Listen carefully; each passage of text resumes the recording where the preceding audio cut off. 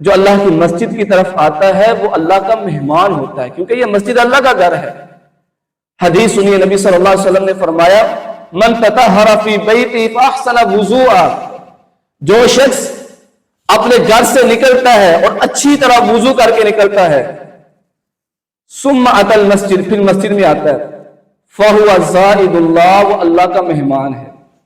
وحق المزور ان یکرم الزائر، اور میزبان پر یہ حق ہوتا ہے کہ وہ اپنے مہمان کی مہمان نوازی کرے۔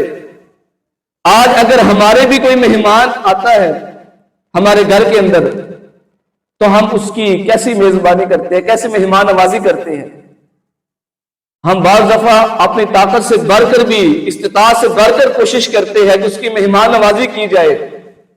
تو یہ سوچئے کہ جس کا جو اللہ رب العالمین کا مہمان ہو، رب والی تعالیٰ میزبان ہو، تو یہ تصور کیجئے کہ اللہ ہماری کیسے مہمان نوازی کرے گے۔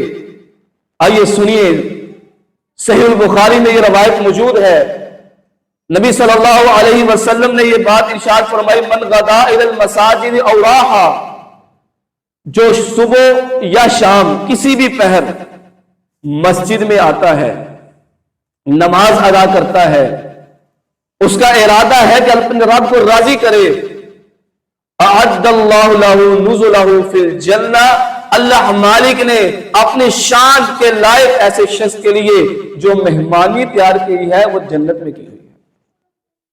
اللہ تعالیٰ جنت میں ایسے شخص کی مہمان نوازی کرے گا، جنت کی نعمتوں سے اللہ تعالیٰ ایسے شخص کی مہمان نوازی کرے گا۔